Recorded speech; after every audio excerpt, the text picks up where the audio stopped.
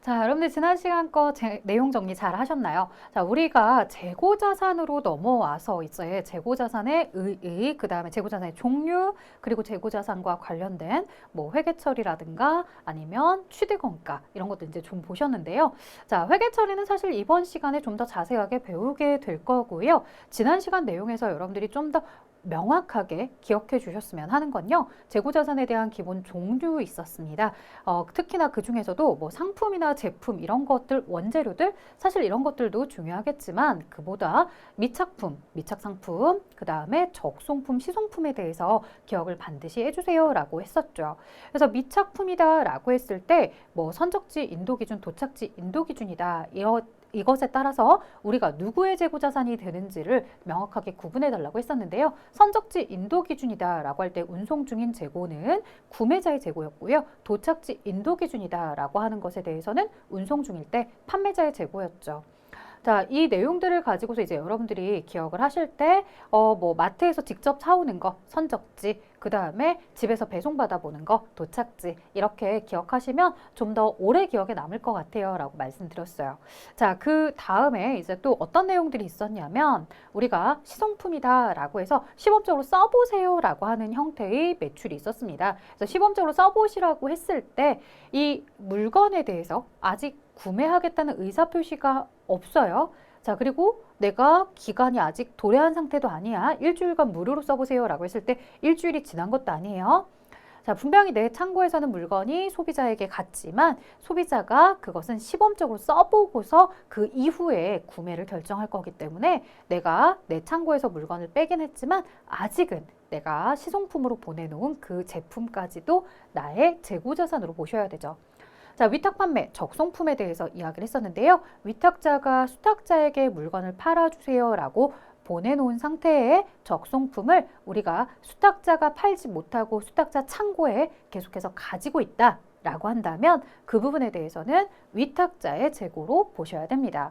자, 그래서 위탁자는 전체적으로 창고가 두 개라고 보시면 돼요. 자신의 진짜 창고 하나랑 그 다음에 대리점, 수탁자의 창고까지. 왜냐하면 수탁자가 판매하지 못한 상태에서 보유하고 있는 것은 대리점의 재고가 아니라 위탁자의 재고이기 때문에요. 이 수탁자가 가지고 있는 수탁자 창고에 있는 물건과 그다음 위탁자 자신이 가지고 있는 창고의 물건을 다 합쳐서 위탁자의 재고로 보셔야 되겠죠. 자, 그 이후에 이제 취득원가와 관련해서 이야기할 때요. 매입할 때 들어가는 부대 비용, 뭐 택배 받을 때의 배송비라든가 아니면 여러분들 집에서 배달 음식 먹을 때 그런 배송비 이런 것들에 대해서 우리는 취득원가에 모두 다 포함하고 있었고요. 자, 그 다음에 뭐 물건에 하자가 있거나 아니면 그와 관련해서 반품을 시켰거나 그러면 또 뭐도 있었어요. 일찍 갚아서 깎아주거나 이러한 형태로 우리가 매입했던 물건 가격에 대해서 차감하는 것들이 있더라. 자, 그래서 그걸 기억할 때는 반품, 하자, 일찍으로 기억을 하자. 어떤 물건이 마음에 안 들면 일찍 반품하세요 라고 하는 그 키워드 단어 반품하자, 일찍 이렇게 넣어놓고서 내가 매입했던 물건에 대해서 불량이 생겨서 반품을 해버리면 매입했던 게 다시 되돌아 나간다 그래서 매입 환출. 자, 그 다음에 반품시킬 정도는 아니지만 가격을 좀 깎아주세요 라고 했어요. 하자가 있었어요. 자, 그렇다면 매입 애누리. 자, 그 다음에 한 달 안에 갚아도 좋지만 열흘 안에 갚으면 2% 깎아줄게. 이런 형태로 조기에 일찍 갚아서 깎아주었어요. 매입 할인이 되죠. 그래서 매입 환출, 매입 애누리, 매입 할인을 차감해서 자산의 취득원가에 넣는다라는 것까지 기억해 주시면 여러분들 정확하게 정리하신 겁니다. 자, 이제 그 다음으로 가볼 건데요. 저희가 재고자산에 대해서 상품에 기록하는 방법이 두 가지가 있을 겁니다. 자, 그리고 매입하는 재고자산과 관련해서 가격이 늘 동일하게 매입할 수도 있겠지만 그 상품이나 이런 것들에 대해서 특징에 따라 매입하는 물건이 똑같은 물건임에도 불구하고 매일매일 들어오는 가격이 다른 물건도 있을 것이다. 그랬을 때 우리는 이 재고자산의 가격을 얼마로 보아야 되는지 그런 걸 바로 이번 강에서 진행을 할 거고요.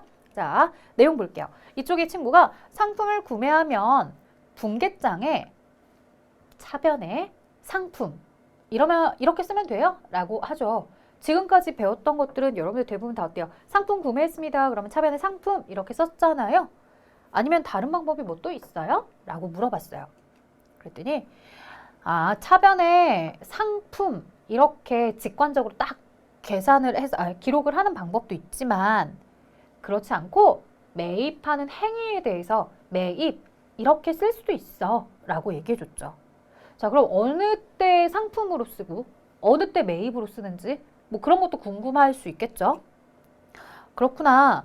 그럼 판매할 때는 내가 물건을 판매한 가격으로 적어요? 아니면 판매하는 물건의 원가와 이익을 나눠서 적어요? 이렇게 이제 묻는 거죠. 앞에서 뭐 1,000원짜리 재고가 있었는데 1,500원에 팔았다. 그러면 대변에 물건이 팔렸다라고 했을 때 1,500원의 매출을 잡는 건지 아니면 원가 1,000원에 이익 500 이렇게 따로따로 적는 건지 아니면 그것도 저것도 아니면 뭔가 더 새로운 방법이 있는지 물어보는 거죠. 자, 여기 안에 있는 질문들에 대해서 이번 강의에 제가 차근차근 답변을 해드리도록 할게요. 자, 볼게요. 저희 이번 강에서는요, 재고자산의 회계 처리를 배울 거고요. 상품 계정을 우리가 장부에 어떻게 기록하게 되는지, 그리고 재고자산의 수량 결정 방법이다 라고 해서 실질재고조사법과 계속기록법이라는 방법을 배울 거고요. 재고자산의 감모손실이다 라고 해서 내가 가지고 있는 재고가 항상 그 형태를 유지하면 좋겠지만요. 사실 여러분들 왜 우리 회사에서도 창고에다가 물건을 잘 쌓아뒀다고 해서 그 물건이 제대로 다 보관이 되면 좋을 텐데요. 뭐 깨지거나 부서지거나 이런 형태로 많이들 변형이 오잖아요. 그러면 내가 팔 수 있었던 가치가 떨어지게 되겠죠. 자, 그렇게 내가 도난이나 분실을 당한다거나 아니면 여러 가지 사유로 인해서 남아있는 재고자산의 가치가 깎였을 때 그 가치가 떨어진 부분을 우리는 어떻게 회계 처리를 하고 장부에 어떻게 기록을 해서 어떻게 재무상태표와 손익계산서에 반영을 하면 좋을지까지 이번 강에서 여러분들께 설명을 드리려고 합니다. 자, 상품 계정의 기장 방법 해서 나와 있고요. 기본은 상품, 그리고 매입, 매출원가 이렇게 세 가지 단어로 표현을 해줄 거고요. 자, 기초 상품도 있고 기말 상품도 있는데요.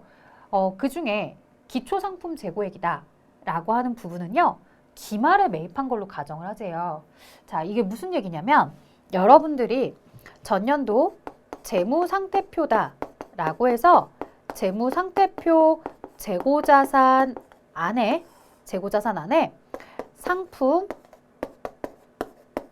뭐 예를 들어 3만 원어치가 있었다 라고 해서 3만 원 이렇게 1월 1일 날 기초에 넘어온 거예요. 자, 근데 이 회사가 상품을 기초에 가지고 있다 하더라도요. 이 상품에 대해서 내가 계속해서 장부를 기록해 가는 것도 있겠지만 그렇지 않고 회사가 물건을 매입했을 때 매입 뭐 이렇게 부르고 그 다음에 물건을 매출했을 때 자, 여기서 보세요.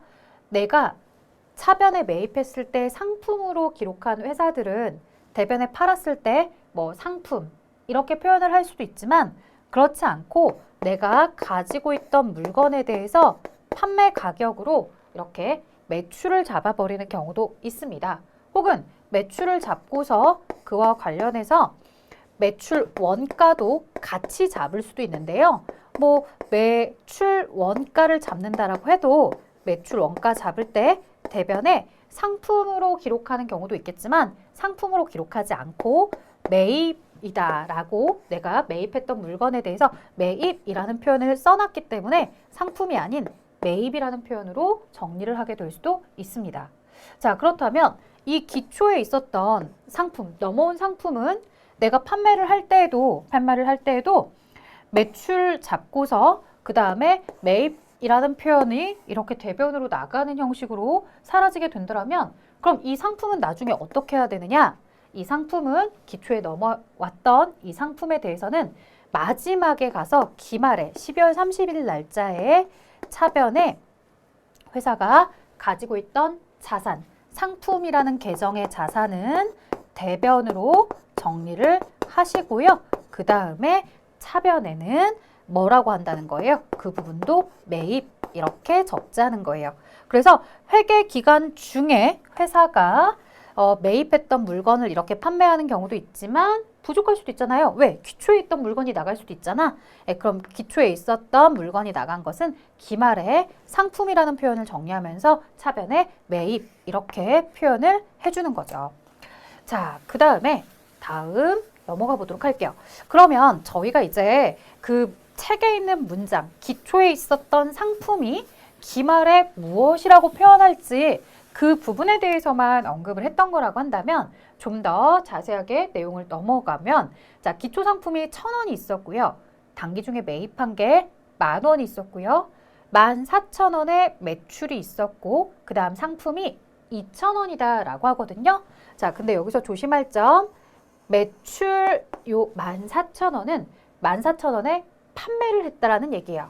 자, 그러면 제가 상품에 대한 T 계정을 그려서 한번 여러분들께 이 상황을 설명해 보도록 하겠습니다. 우리가 상품이라는 재고 자산의 증가는 차변, 감소는 대변 이렇게 기록하자고 약속을 했고요. 증가하는 쪽은 기초를, 그 다음 감소하는 쪽은 기말을. 자, 상품은 언제 증가한다? 회사가 계속해서 매입하면 증가한다. 상품은 언제 감소한다? 매출하면 감소한다. 자, 기초도 매입도 기말도 모두 다 원가로 기록을 했으니까 차변과 대변의 밸런스를 맞추려면 반드시 매출한 것도 매출 가격이 아니라 원가로 기록해달라고 말씀을 드렸습니다. 자, 기초 상품 1,000원, 단계 매입액 10,000원. 자, 그 다음 기말이 2,000원이에요.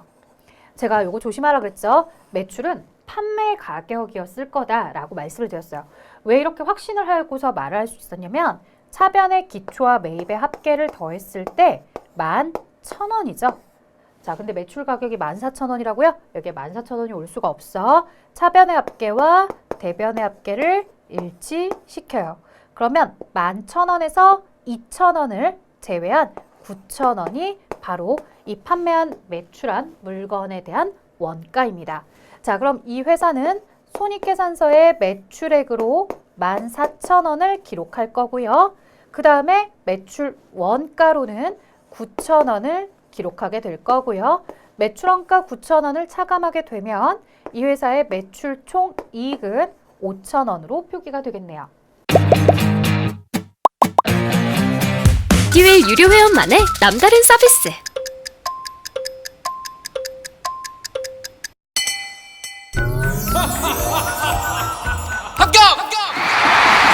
합격하고 돈도 받는 혜택.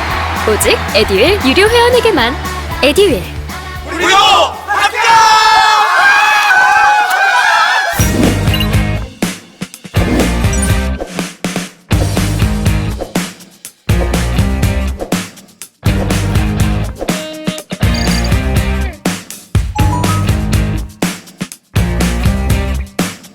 자, 그리고 기초에서 매입이 있고 기말 이 부분이 기말 부분이 바로 뭐가 될 거냐면 기말 부분이 재무상태표에 들어가게 되는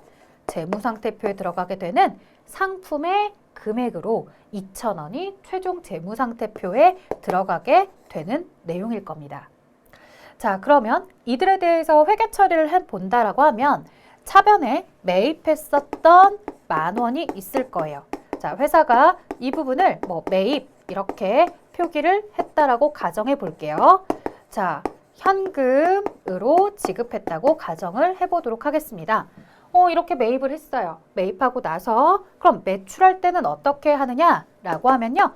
매출할 때 기록하는 방식은 사실 두 가지가 있어요. 뭐냐면 그냥 단순하게 매출 이렇게 하고서 매출만 잡는 경우도 있고요. 또 하나는 뭐가 있냐면 매출하는 물건에 대해서 매출도 잡지만 여기에 대응하는 원가도 계속해서 장부를 기록해주는 방법도 있어요. 자, 그런 경우라고 한다면 지금 저희는 이 결과를 통해서 9,000원이 판매가 되었다는 걸 아니까 이렇게 매입했던 요 매입 부분이 9,000원 사라지면서 차변의 매출 원가가 기록이 됩니다. 라고 해서 원가도 동시에 이렇게 기록해주는 방식도 있습니다. 자, 이렇게 하고 나서 이제 회사가 가지고 있었던 매입액 중에 9,000원은 팔았어요. 그럼 아직도 얼마만큼은 남은 상태예요? 1,000원은 남아있는 상태겠죠. 자, 1,000원은 남아있는 상태이고요. 그 다음에 기초요. 자, 회사가 지금 현재 장부 안에는 기초 상품으로 이렇게 1,000원이 기록이 되어 있을 텐데요. 자, 이 상품이라는 것은 기말에 상품 1,000원은 기말에 매입한 것으로 보고서 매입으로 이렇게 잡아주도록 하는 겁니다.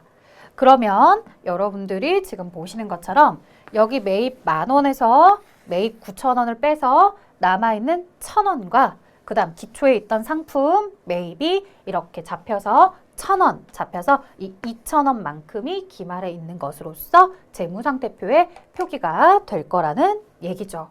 자, 이런 흐름들에 대해서 이야기를 해봤는데요. 저희 교재에서는 어떻게 표현을 해주는지 조금 더 정리된 내용으로 보도록 할게요.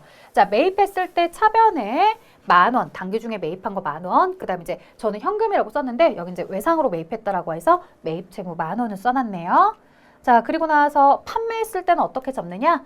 대변의 매출 14,000원 잡으시고요. 그 다음에 뭐 현금 받았으면 현금 14,000원 쓸겠지만 외상이었으면 이렇게 매출 채권 14,000원 잡으시면 됩니다. 라고 하는 거죠. 그래서 기본적으로 재고자산과 관련해서 매입했을 때 차변, 그리고 판매했을 때는 상품이나 이런 것들이 직접 나가는 경우도 있겠지만 그렇지 않고 장부에는 단순하게 판매 가격만 이렇게 표기를 하는 방식도 있다라는 걸 이야기해 드렸어요.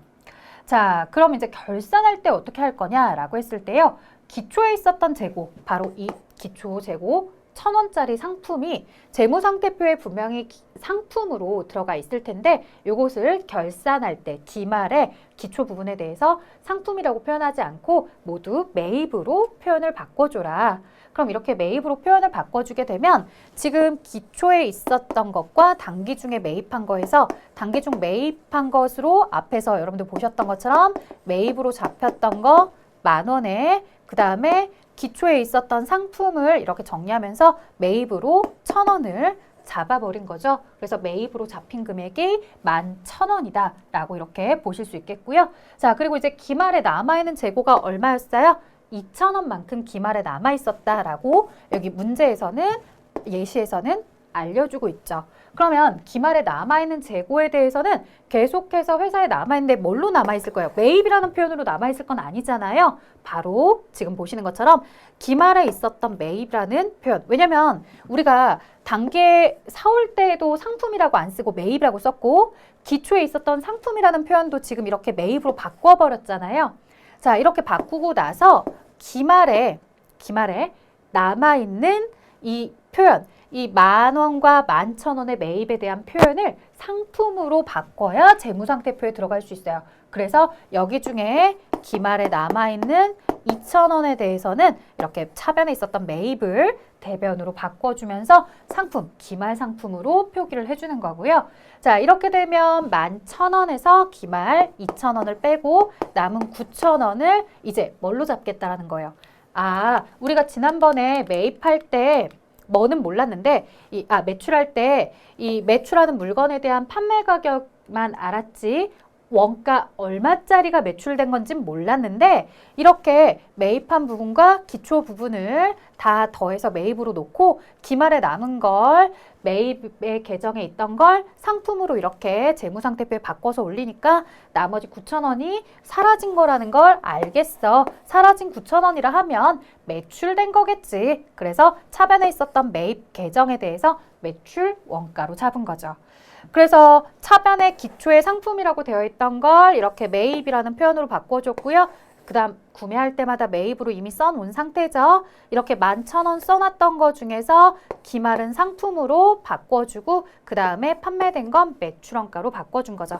그래서 차변에 있었던 매입 11,000원이 기말에 남았다, 판매되었다 라고 하면서 매입 계정은 대변으로 사라지고요. 결론적으로 남는 것은 재무상태표의 상품이라고 남겠고요. 그 다음 손익계산서에 매출원가로 이렇게 남아 있겠죠. 자, 이런 과정들에 대해서 여러분들이 회사의 장부는 이렇게 가는구나 라고 판단을 해주시면 좋을 것 같고요. 실제로 나중에 이제 실무 가셔서 프로그램이나 이런 걸 쓰시게 되면은 기말에 있는 재고 자산들에 대해서 결산했다 이제 반영을 해줍니다. 그러고 나면은 매출이 얼마나 되겠구나라고 표현을 알려주게 되죠. 자, 그 다음 계속해서 보도록 할게요. 재무상태표에 그럼 상품으로 적히게 되는 금액은 얼마이더라? 바로 기말에 남아있는 2,000원만큼이 이렇게 적히게 될 거고, 그럼 손익계산서에 매출로 잡히게 되는 금액은 얼마이냐라고 했을 때 손익계산서의 매출은 14,000원이고요. 매출원가 9,000원 해서 이익은 5,000원이요. 이렇게 적히게 될 거라고 말씀드릴 수 있습니다. 자, 그 다음 계속기록법. 자, 근데요, 여러분들, 우리가 장부를 기록할 때 두 가지 방법이 있다고 했거든요. 하나는 계속기록법이다라고 하는 것도 있고요. 또 하나는 실제재고조사법이라는 게 있어요. 자, 한 회사에 2명의 사장님이 있습니다. 한 분은 굉장히 부지런해요. 그래서 물건이 하나씩 나갈 때마다 판매 가격만 장부에 기록하는 게 아니에요. 물건 팔고서 소비자한테 받은 돈만 쓰는 게 아니라 내가 저 사람한테 얼마짜리 물건을 줬는지도 정확하게 기록을 하시는 거예요. 자, 그리고 어느 쪽 사장님은요, 이쪽 사장님은 그냥 편한 게 좋은 거라고, 야, 뭐 하러 그걸 하나씩 나갈 때마다 판매한 물건의 원가를 기록하냐 이거예요. 내가 나중에 가서 얼마나 남아있는지만 보면 남은 걸 제외한 나머지가 팔린 거 아니야? 이렇게 보는 거죠. 자, 그러면 계속기록법 사장님은 이렇게 생각을 할 수 있어요. 제가 잠시 장부를 기록해 보면 사과장사 아저씨가 어제 사과를 팔다가 10개의 사과가 남았더라는 거예요. 자, 그 10개의 사과를 폐기하고 오늘 장사를 시작하지 않죠? 오늘 기초에 가지고 있던 사과가 10개예요. 자, 옆에 실제재고조사법에 의해서 장부를 기록하는 사장님이 계세요. 이 사장님도 역시나 기초에 가지고 있던 사과는 똑같이 10개래요. 자, 이 사장님 두 분이 10개 가지고는 오늘 장사할 때 좀 부족할 것 같아서 시장 가서 매입을 해 오셨대요. 자, 매입을 90개씩 하셨대요. 자, 여기까지는 두 사장님이 장부에 기록한 게 똑같아요. 자, 그리고 계속해서 장부를 기록하는 굉장히 부지런했던 사장님은요, 어떻게 하시냐면 물건이 오늘 하나씩 판매가 될 때마다 판매되는 물건이 얼마의 원가의 물건이 판매가 되는지 매출 아래 그 원가까지도 같이 동시에 기록을 하고 계셨더래요. 그래서 매출한 물건에 대한 그 수량과 원가가 모두 다 파악이 됐대요. 70. 자, 이렇게 이제 기록을 한 사장님, 이쪽 사장님은 기말에 사과가 30개가 남아 있겠구나. 창고에 사과가 30개가 있겠구나. 이렇게 판단을 하시는 거래요. 자, 그럼 이쪽 옆에 있는 사장님은 어때요? 물건을 매출할 때마다 그냥 매출만 잡았지 원가 얼마짜리 물건이 팔렸는지는 장부에 전혀 기록을 하지 않았대요. 그래서 이 회사는 지금 12월 31일 날 딱 봤는데 원가가 하나도 없는 거예요. 자, 대신 이제 시작하죠. 김구나 저기 창고 가서 얼마나 있는지 좀 세 볼래? 사과 얼마나 남았니? 라고 했더니 기말에 실제로 재고 조사를 했대요. 그래서 기말에 실제로 창고 가서 조사를 했더니 30개 남아있더래요. 그러면 이제 한꺼번에 뭐를 잡는 거예요? 매출 원가를 잡는 거죠. 그러면 매출 원가가 70이겠구나.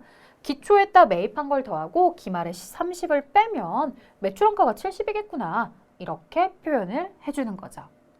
자, 계속기록법과 실제재고조사법이 있는데요. 저희가 이번 강에서 마무리할 때 결론을 말씀드리겠지만 사실 계속기록법도 실제재고조사법도 완전한 것은 아니에요. 앞에 시작할 때 감모손실이라는 개념도 이야기했었는데 자, 계속기록법으로 이렇게 사장님이 장부에 기록은 했었지만 사실 기말에 30개가 남아있지 않을 수도 있어요. 왜냐면 본인은 물건을 하나씩 팔 때마다 장부에 기록을 했을 뿐인 거지 아직 실제로 창고를 조사해 보진 않았거든요. 만약에 창고를 조사했는데 도난이나 분실 때문에 실제로 재고가 없는 경우도 있겠죠. 자, 그러면 이 경우가 더 우월하다라고 생각할 수 있지만요. 그렇지 않아요. 자, 기말에 30개가 남아 있는데 사실 알고 보면 이 회사의 매출이 70개가 아니라 65개만 매출됐을 수도 있어요. 알고 보면 중간에 5개를 누가 훔쳐간 거죠. 그래서 사장님은 10개와 90개를 더해서 100개 중에 30개가 남았으니까 70을 매출했겠지라고 생각하지만 막상 실제 매출은 65밖에 안 될 수도 있더라. 내가 물건을 하나씩 판매할 때마다 판매하는 그 매출에 대한 원가 부분을 정확하게 기록하지 않았기 때문에 실제의 원가는 이것만 될 수도 있는 거다. 5개가 도난이나 분실돼서 사라질 수도 있는 건데 그걸 다 매출이라고 보기에는 좀 모순이 있더라. 이렇게 얘기를 해주는 거죠. 3개요? 완전 초보였죠. 그것도 생초보. 퇴근하고 에듀윌 강의 들으면서 한 2달 정도 공부했던 것 같아요. 그래서 제가 세운 목표는 강의를 한번 다 듣고 기본기를 만든 후에 기출문제를 풀자 이거였거든요. 강의만 들어도 그 안에 기출문제로 그날 배운 내용 적용해서 풀어보는 거라 공부하는 데 도움이 많이 됐어요. 에듀윌은 합격이다! 자, 이런 식으로 이제 계속기록법 방식도 배울 거고요. 실제 재고조사법 방식도 배울 거고 그래서 마지막 결론으로 2가지를 모두 다 반영을 하셔야지 정확한 장부 기록이 됩니다. 라고 하는 것까지 말씀을 드리도록 할게요. 자, 계속기록법에 대해서 상품을 매입할 때 어떻게 매입하느냐? 자, 차변의 상품 50에 대변의 현금 50 이렇게 기록을 합니다. 자, 그러면 저는 옆에다가 상품에 대한 티 계정을 한번 그려보도록 할까요? 자, 상품이 지금 현재 매입이 50이 있었습니다. 자, 기록할 때 상품 이렇게 표현을 해줬고요. 그 다음에 상품을 팔았어요. 팔았을 때 어떻게 표시를 했나 봤더니 자, 일단 매출을 52만 5천 원 잡았어요. 이건 여러분들 우리가 원가가 아니라 뭘 적은 거예요? 판매가를 적은 거예요. 판매 가격, 매출한 거, 소비자에게 판매한 가격. 그래서 내가 받아야 되는 돈이 52만 5천 원이에요. 자, 그 중에 이제 계속기록법의 특징이 뭐라고요? 이렇게 물건을 매출하게 되면 그 매출한 상품의 원가가 얼마였는지를 바로바로 원가 비용을 기록해주는 방식이에요. 자, 그래서 수익을 잡을 때 매출원가라는 비용도 같이 잡아버리는 거. 이게 바로 계속기록법이죠. 자, 이렇게 상품을 매출했어요. 매출했을 때 원가 35만 원짜리를 매출한 거였대요. 자, 그러면 손익계산서 안에 들어가게 되는 매출액은 52만 5천 원이며 여기에 매출 원가는 35만 원이며 자, 그 다음 계속해서 매출했어요. 대변의 매출, 그 다음 외상 매출금. 자, 근데 이것만 보면은 우리가 얼마의 원가의 물건이 판매되었는지 모르죠. 자, 일단 판매 가격이 15만 원이라는 건 알겠지만 여기에 대해서 계속기록법 사장님처럼 원가를 동시에 기록을 해줘야 아, 원가 10만 원짜리를 15만 원에 매출했구나 라고 알 수 있어요. 그래서 매출이 원가 10만 원짜리까지 해서 이렇게 매출 원가가 기록이 되었죠. 매출 원가 10만 원까지 기록이 된 거죠. 자, 그러면 이렇게 매출과 관련된 원가와 매출액 이런 것들을 바로바로 파악하는 계속기록법 하에서 기초재고가 얼마나 있는지만 아시면 기초와 매입액을 더한 값에 매출원가를 제외한 나머지가 기말 재고라는 걸 금방 파악하실 수 있을 거예요. 자, 한번 보도록 할까요? 자, 기초 재고 수량이 만약에 있었다면 그 기초 재고 수량에다가 단기 매입을 더하시고서 판매를 차감하시면 기말이 됩니다. 라고 되어 있고요. 만약에 기초가 제로였다고 한번 가정을 해볼까요? 그러면 50에 대변의 합계도 50이 되어야 하고요. 매출원가가 45만 원이니까 나머지 5만 원이 기말 재고 수량이 되겠더라. 혹은 기말의 재고자산 가격이 되겠더라. 라고 이야기를 해줄 수 있겠죠. 자, 그럼 상품에 대한 T계정 지금 여기 다시 한번 언급을 하고 있는데요. 우리가 표현을 해보자고 한다면 기초 재고가 없었어. 매입액이 50이었어. 그리고 단계 판매된 게 45만 원이야. 그래서 기말 재고가 5만 원이요. 라고 이렇게 장부를 표기해 보신 거죠. 자, 재무상태표상에 들어가게 되는 상품은 이 기말 재고에 남아있는 5만 원이 상품으로서 들어가게 되는 걸 테고요. 손익계산서에 들어가게 되는 매출에 대해서는 지금 보시는 것처럼 52만 5천 원에 15만 원을 더해서 67만 5천 원. 그리고 매출원가는 35만 원에 10만 원을 더해서 45만 원. 이런 식으로 손익계산서에도 들어가겠죠. 자, 그 다음에 이제 실지재고조사법을 들어가 보도록 할게요. 도대체 실지재고조사법은 계속기록법이랑은 뭐가 다른가 봤더니, 자, 상품을 매입했을 때 상품이라는 표현 쓰지 말래요. 매입이라는 표현을 쓰래요. 자, 우리 앞에서 뭐 차변에 매입이라고 쓰는 경우도 있었고 상품이라고 쓰는 경우도 있었는데, 정리를 해보면 계속기록법은 상품이라고 차변에 기록을 하는구나. 실지재고조사법은 상품이라고 표현 안 하고 매입이라고 표현하는구나. 이렇게 이제 정리가 될 것 같습니다. 자, 그래서 우리가 매입을 했습니다 라고 했을 때 차변에 실지재고조사법은 상품이라고 안 쓰고 매입 이렇게 쓰고 이제 매입 채무 외상으로 매입한 거죠. 자, 그리고 이제 판매가 2번 이루어졌는데요. 2번의 판매가 이루어졌을 때 매출한 부분에 대해서만 기록을 합니다. 뭐가 없어요. 원가 얼마짜리 물건이 판매가 되었는지 그건 없어요.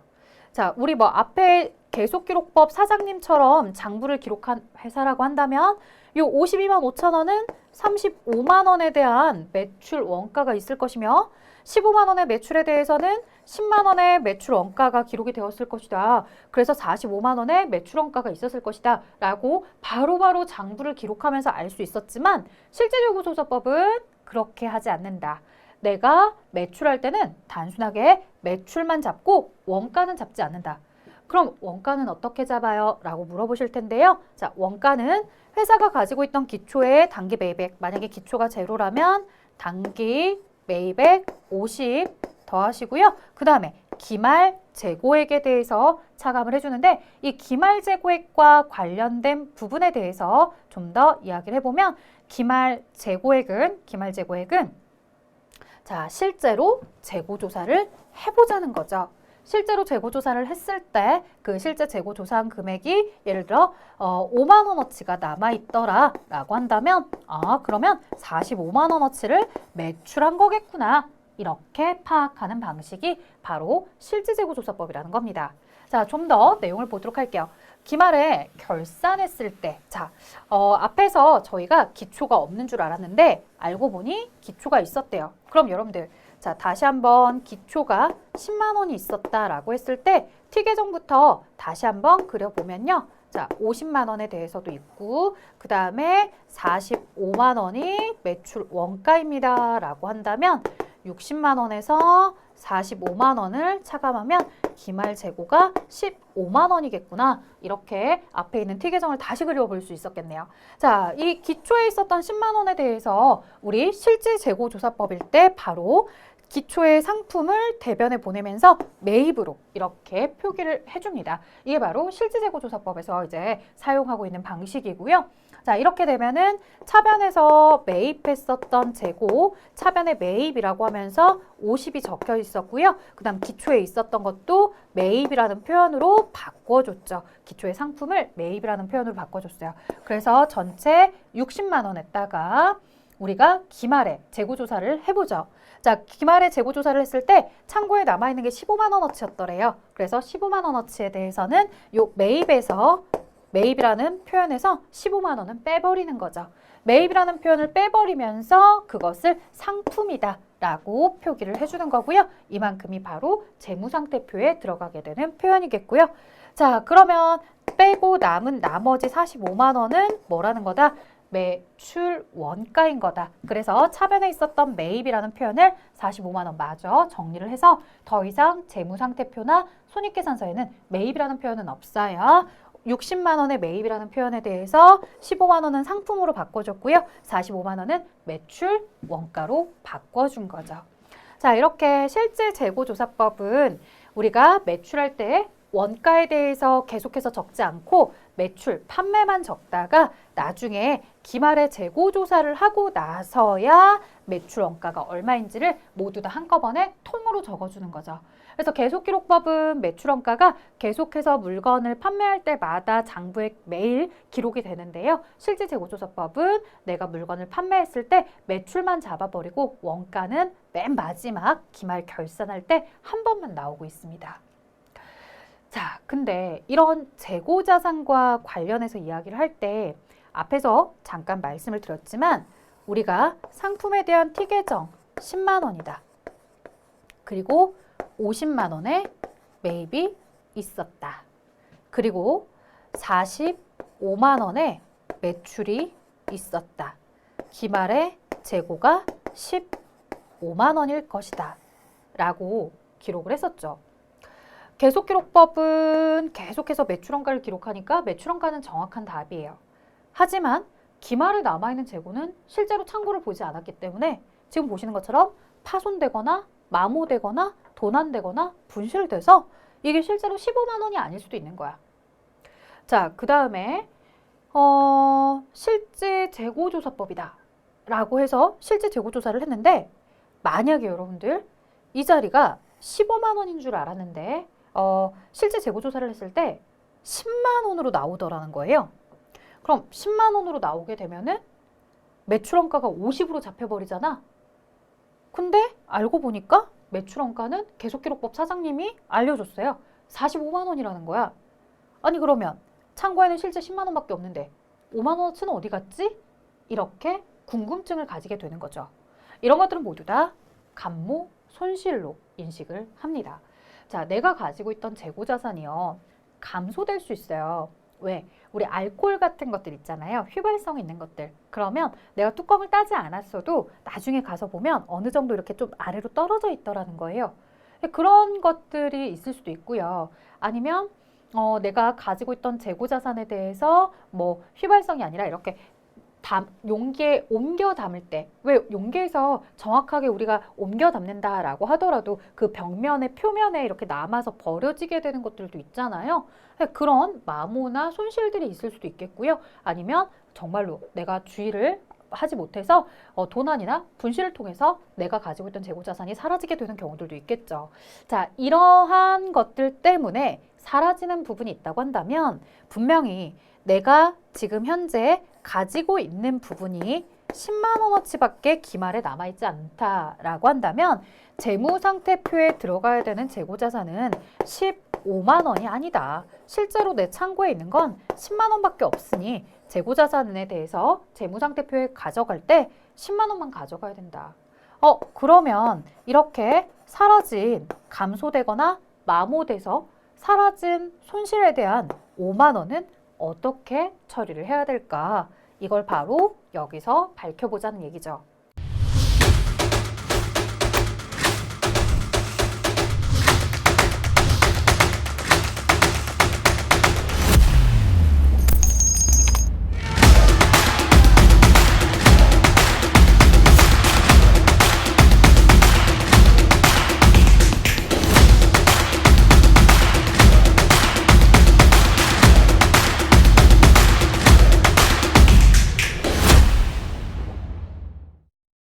자, 실제 수량이 뭐 예를 들어서 15만 원어치의 수량을 가지고 있더라. 근데 실제는 10만 원. 실제는 기말에 10만 원어치밖에 없더라. 근데 장부에는 15만 원이 있어야지 된다라고 써져 있더라. 그러면 그 5만 원이 뭡니까? 라고 했을 때 감모손실이요 라고 표현해 주라는 얘기예요. 자, 근데 이 감모손실도 두 가지로 나눠서 이야기 좀 해보려고 합니다. 자, 이렇게 5만 원의 감모손실이 있는데요. 이 중에서 사장님이 미리 예상을 하고 있었던 부분도 있고요. 전혀 예상하지 못했던 부분도 있을 겁니다. 자, 우리가 미리 예상하고 있었던 부분에 대해서는 정상적 감모손실이다 라고 하고요. 전혀 예상하지 못했는데 사라졌다? 그런 것들은 비정상 감모손실로 봅니다.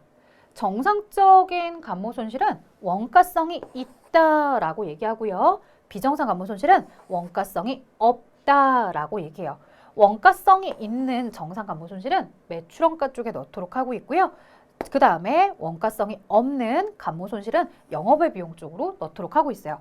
매출원가도 비용이고 영업외 비용도 비용인데 다만 그 손실에 대해서 비용으로 처리할 때 어디에다가 넣느냐가 이렇게 달라지게 되는 거죠. 자, 이 내용에 대해서 이제 여러분들에게 쭉 뭐 내용을 있는 그대로 설명을 드렸는데 잠깐 이런 얘기 좀 해볼게요. 아까 뭐 사과장사 아저씨 나왔으니까 사과장사 아저씨 얘기는 좀 해볼까요? 10개의 사과를 가지고 있었고 90개의 사과를 가지고 내가 더 사와서 장사를 합니다. 장사를 하는데 계속기록법으로 이렇게 장부를 적는 사장님이 70개가 팔렸다라고 수량에 대해서 알려줬어요. 자, 그래서 70개 팔렸으면 30개가 남아있겠군. 이렇게 보는 거죠. 그래서 계속기록법 아저씨네 상황을 보면 10개, 90개를 더한 다음에 70개를 빼서 30개가 남아있을 것이다. 이렇게 이제 보고 정확하게 요거는 매출이 맞아. 근데 이제 우리는 계속기록법만 믿을 수 없다라는 걸 알았어. 앞에서 뭔가 다 허점이 좀 있었어. 그래서 실제로 창고도 가서 세워봤어요. 김군 가서 창고 좀 세워봐 줄래요? 라고 물었더니 우리 김군이 가서 세워봤더니 저희 지금 현재 실제로는 25개 남아 있습니다. 라고 얘기해요. 자, 매출은 분명히 70개를 맞거든요. 계속기록법으로 해서 맞췄어. 근데 계속 기록해서 70이라는 정확한 숫자는 나왔어. 그러면 기말이 30개가 있어야 되는데 실제로 재고조사했더니 25개밖에 없더래. 갑자기 여기서 중간에 뭐가 사라졌더라는 거예요? 5개가 사라졌어요. 근데 사장님 질문이 더 웃겨요. 김군, 27개가 아니라 25개라고요? 라고 이렇게 깜짝 놀라는 거야. 근데 이제는 김군이 더 놀랬어. 아니 사장님, 저 질문 있는데 왜 30개냐고 안 물어보고 27개냐고 물어보세요? 라고 물었어요. 그랬더니 우리 사장님 하는 얘기가 있어요. 김군, 제가요, 이 사과 장사를 하다 보니까 이 사과를 팔다 보면은 항상 이제 손님들이 와서 어쩔 수 없이 이렇게 맛보라고 좀 깎아줄 수밖에 없더라는 거야. 맛보기로 이렇게 깎아서 주는 걸 내가 보통 3개 정도는 예상을 한대요. 그래서 내가 장부에 30개라고 적어 놓긴 했지만 3개는 맛보라고 깎아줘서 없어졌을 테니 27개는 남아있겠구나. 이런 계산을 한 거였어요. 그래서 사장님이 김군한테 물어볼 때 27개가 아니라요? 라고 이렇게 물어봤다는 거예요. 자, 그러면 지금 사라진 5개 중에 3개는 사장님이 충분하게 예견을 하고 미리 예상도 했고 대비도 할 수 있었고 그리고 요 70개의 매출을 달성하기 위해서는 반드시 맛보기 사과로 3개의 희생도 꼭 해줬어야 되니까 요 3개의 깎아준 사과, 이 3개의 희생도 이만큼 매출을 달성하기 위해서 해야 되는 희생이니 이 3개의 사과값도 우리는 늘상 인정할 수 있는 원가성 있는 감모 손실로 매출원가로 포함을 해야 되겠구나. 그래서 판매 가격, 매출액이 예를 들어서 1,500원이다 라고 한다면 매출액은 70개에 1,500원씩 잡는데 여기에 매출 원가는 하나에 1,000원짜리예요 라고 했을 때 이 1,000원짜리에 대해서 70개에 1,000원으로 해야 되는 게 맞지만 맛보라고 깎아준 3개의 사과도 역시 이 매출을 달성하기 위한 희생으로 이렇게 보겠다라는 거예요. 그래서 매출액을 계산했을 때 70개에 1,500이다 라고 하면 105,000원의 매출액을 올렸다면 매출 원가는 7만 원이 아닌 73에 1,000원에서 73,000원으로 이렇게 봐야지 라고 한다는 거예요. 그래서 105,000원에서 73,000원을 빼서 32,000원이다. 이렇게 이익을 봤다라고 해야지 라고 하는 거예요. 여기에 7만 원만 빼서 뭘로 보는 것이 아니라 105,000원에다가 7만 원만 빼서 35,000원의 이익이 있다고 보는 게 아니라 이익을 아예 얼마만 받다라고 하자. 32,000원만 받다라고 하자. 그 부분에 대해서 맛보라고 깎아준 사과의 희생까지 모두 다 매출원가에 넣어버리자. 이렇게 된 거예요. 자, 그래서 나는 매출원가에 이렇게 3개 3,000원어치만 포함하려고 했는데 2,000원어치가 더 사라진 거죠. 김군 속상하다. 내가 사과 장사하면서 이렇게까지 많이 없어져 본 적 없는데 도대체 이 두 개 언제 어디서 가져갔을까? 이건 정말 예상을 못했어. 전혀 예상하지 못했던 이런 거. 내가 영업 활동을 정상적으로 했다면 절대 발생하지 않았을 그런 손해들. 그런 손해들은 영업 활동이랑은 좀 상관이 없으니까 별도로 영업 외 비용으로 봐야겠다라고 하는 거죠. 그래서 매출액 마이너스 매출원가는 매출 총 이익에 여기 이제 나중에 배우실 텐데 마이너스 판매비와 관리비가 영업이익이고요. 자, 그 외에 플러스 영업의 수익에 마이너스 영업의 비용을 차감하는데 이 마이너스 영업의 비용에 두 개에 대해서 하나당 1,000원씩 2,000원을 이렇게 차감하자는 얘기예요. 그래서 나중에 법인세 차감돈 순이익에 법인세를 빼고 나면 당기순이익이 나올 텐데요. 그 이익은 뭐 32,000원에 2,000원까지 모두 다 차감을 하셔서 3만 원의 이익입니다. 이렇게 이제 얘기를 하겠죠. 그래서 원래 35,000원의 이익이긴 한데 35,000원에서 사라진 그 3,000원어치는 매출원가 쪽에 그리고 나머지 정상적이지 못했던 비정상적인 손실은 영업 외적인 손실로 영업의 비용 쪽에 이렇게 해서 5,000원을 각각 3,000원, 2,000원으로 나누어서 이익에 반영하도록 하는 거죠. 자, 매출과 관련 있는 활동인지 매출과 관련 없는 활동인지 이렇게 나눠줬고요. 매출과 관련이 있더라는 것은 미리 원가성이 있는 것으로서 충분히 회사가 영업활동하면서 볼 수 있는 손해로서 정상간모 손실인 경우에만 매출원가 쪽으로 넣어주고요. 비정상적인 경우에는 영업의 비용 쪽으로 넣어줘라. 자, 예제 문제 있습니다. 기초 수량이 10개, 매입이 1,000개. 자, 기초가 100개, 그 다음 매입이 1,000개. 단기 판매가 800개, 그 다음 기말의 실질 재고 수량이 250개래요. 자, 그러면 기말의 실질 재고 수량이 250개다라고 했을 때 차대변 밸런스를 보시면 1,100에서 대변에 1,100을 똑같이 맞춰 놓고서 보실 때 두 개 다 더해봐야 1,050이에요. 50이 지금 현재 사라진 거죠. 이 사라진 50이 바로 감모 손실일 거고요. 계속기록법과 실질재고조사법에 의한 매출원가와 기말재고액을 계산해 보세요 라고 이야기합니다. 자, 단가는 모두 다 1,000원짜리라고 하는데요. 계속기록법에 대해서는 매출 원가에 대해서 바로바로 계산을 할 테니까 매출원가에 대해서는 800개에 대해서 우리가 1,000원에 매출을 했으니 80만 원의 매출 원가가 기록이 될 거죠. 자, 그래서 매출 원가는 80이에요. 그렇다면 계속기록법은 계속해서 판매되는 것만 집계를 하지 아직 기말에 우리가 이렇게 재고조사를 하기 전에 본다라고 한다면 기말 재고는 얼마로 집계가 될 거다? 300. 왜? 실제 재고조사를 안 하는 거잖아. 계속기록법은 매출할 때마다 매출 원가만 계속해서 정확하게 기록을 하는 거지 기말에 몇 개가 있는지는 세어보지 않은 상태니까 분명히 세어보지 않은 상태, 실제로 재고 조사를 하지 않은 상태에서는 기말을 300개라고 잡을 것이다. 그러니까 얘들은 30만 원을 기말 재고로 볼 거예요. 자, 그래서 계속기록법에 의해서는 기말이 300개가 있을 거다라고 이렇게 이야기를 하게 될 거고요. 실질재고조사법에서는 어떻게 하실까요? 기초에다가 매입 더하고 기말에 실질재고가 250개밖에 없다라고 재고조사를 했기 때문에 되려 얘들은 판매를 850개로 잡아버리겠죠. 자, 그러면 실질재고조사법으로 했을 때 매출 원가는 850개에 대해서 이렇게 1,000원 잡아버릴 거고요.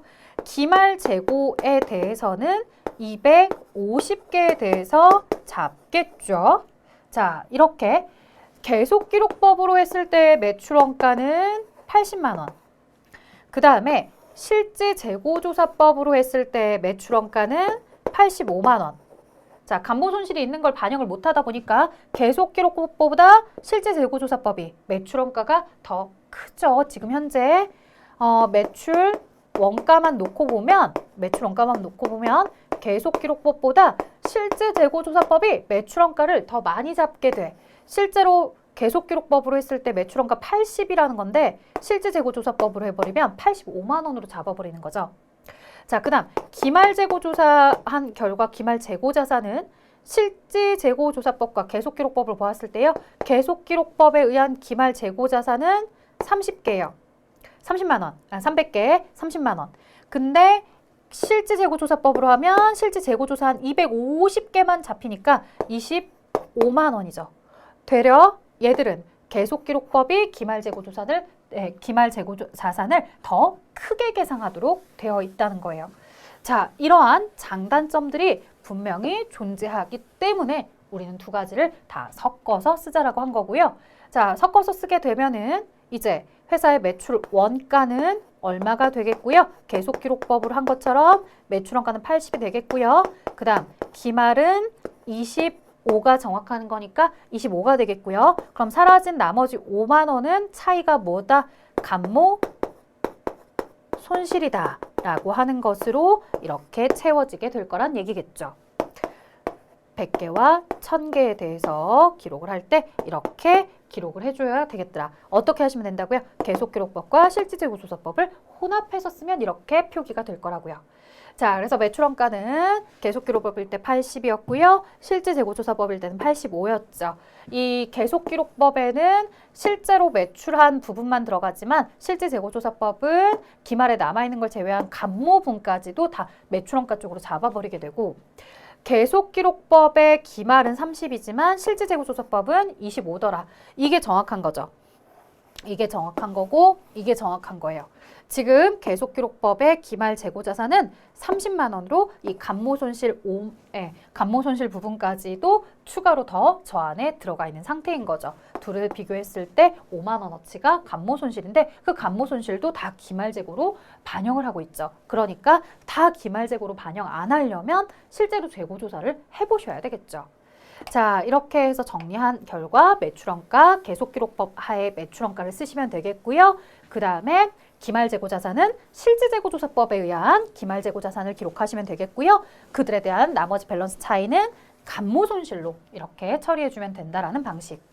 자, 저희 이번 강에서는요. 계속기록법, 실질재고조사법 그리고 그 둘을 다 섞어서 계속기록법에 의한 매출원가, 실질재고에 의한 기말재고, 나머지를 감모손실로 보세요 라고 했던 이 감모손실에 대한 개념까지 이번 강에서 진행을 해보았습니다.